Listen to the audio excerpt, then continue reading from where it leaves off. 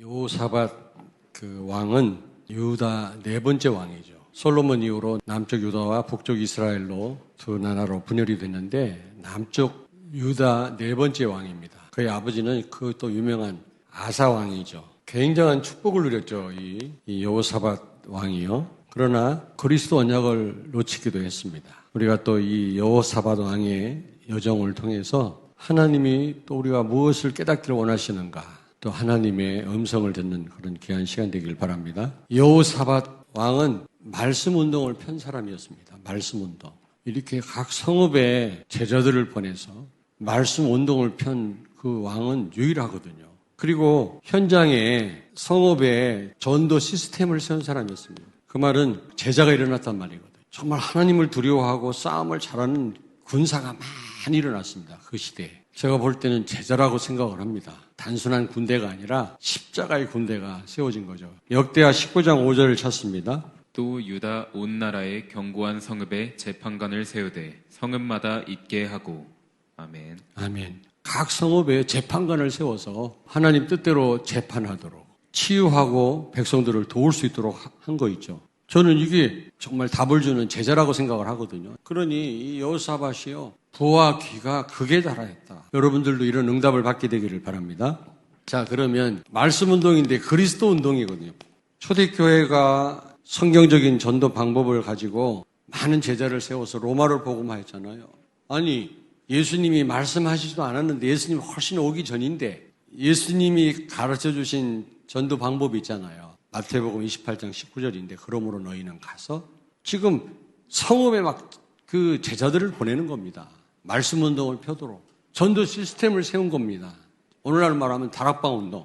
역대하 17장 6절을 찾습니다. 그가 전심으로 여호와의 길을 걸어 산당들과 아세라 목상들도 유다에서 제거하였더라. 아멘. 우상을 제거한 거 있죠. 뿐만 아니라 이 성읍에요, 누굴 보냈어요? 여기 보니까 방백들, 관리들을, 복음 확실한 제자들을 보낸 거예요. 단순한 관리가 아니라. 그리고요, 레위 사람들, 오직 하나님의 일을 하는 사람들, 확실한 제자들 아닙니까? 언약 분명한 사람들을 각 성읍에 보내서 말씀 운동을 편 겁니다. 여러분, 물론 우리가 교회 안에서도 제자를 세울 수 있지만 우리는요, 우리 현장에서 황금 오장에 들어가서, 사각지대에 들어가서 말씀 운동을 펴야 되잖아요. 그뿐만 아니라 성읍에 순회해서 순회. 역대하 7장 9절을 찾습니다. 그들이 여호와의 율법책을 가지고 유다에서 가르치되 그 모든 유다 성읍들로 두루다니며 백성들을 가르쳤더라. 아멘. 순회하며, 이게 순회 사역이거든. 근데 팀 사역이라고 생각합니다. 여기 보니까요, 여호와의 율법책을 가지고 순회를 하며 백성들에게 가르쳤다 그랬어요. 그런데 놀라운 거는요, 역대하 19장 4절을 찾습니다. 19장 4절.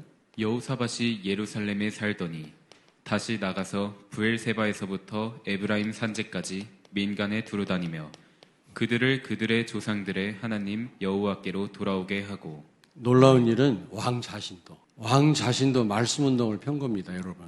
그런데 조금은 이 그리스도 언약을 놓친 겁니다. 역대하 18장 1절을 찾습니다. 여호사밧이 부귀와 영광을 크게 떨쳤고 아합감과 혼임함으로 인척 관계를 맺었더라.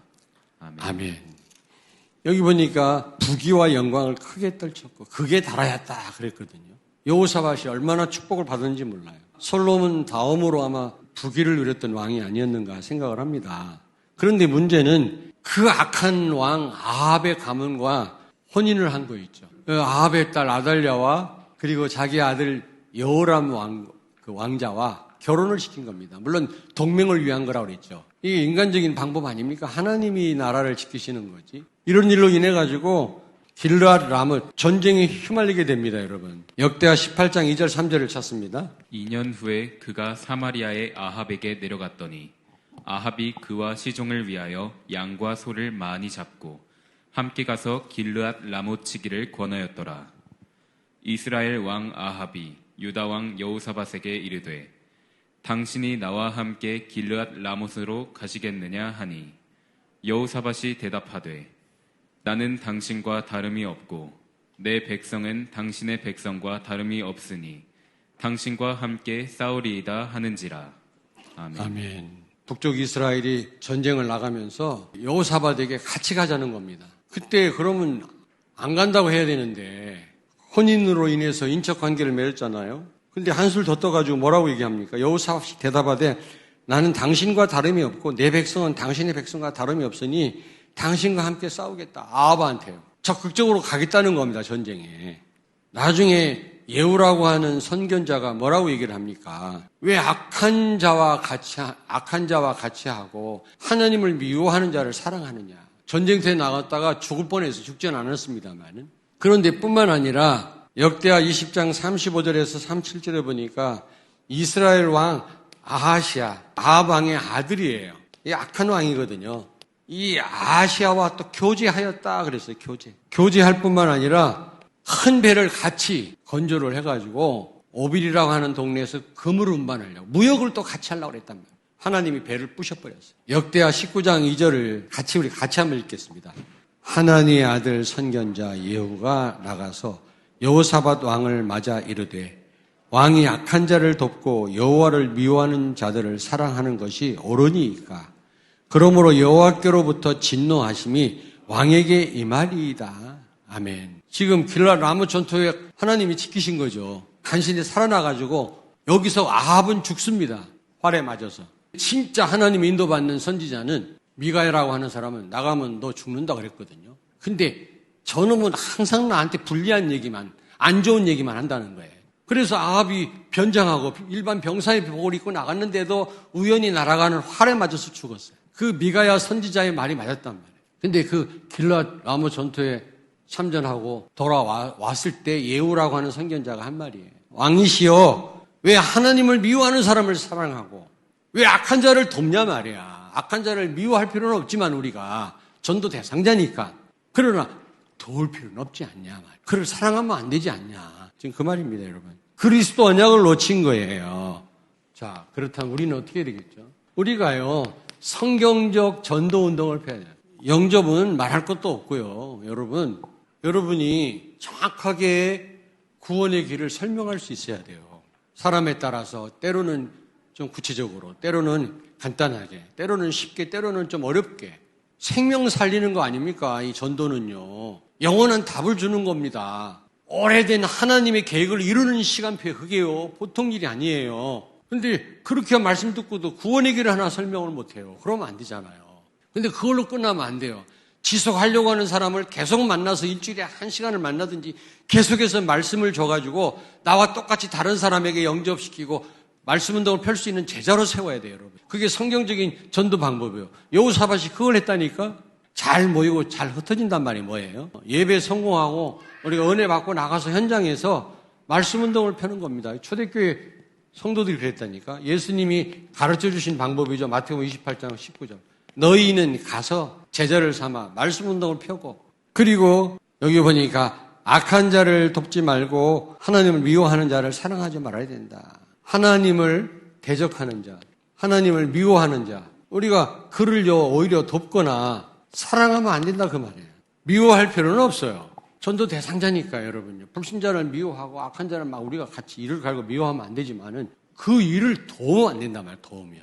여러분이 도울 때는 도와야 되겠지. 그런데 하나님을 대적하고 하나님 싫어하는 일을 같이, 이거는요 하나님 싫어합니다. 그러면. 그리고 생각이 성령의 인도보다 앞서만, 성령의 인도 없이 아합의 가문과 혼인을 맺었잖아요. 얼마나 악한 왕입니까? 아합 왕. 그의 부인 이세벨은 얼마나 악한 왕입니까?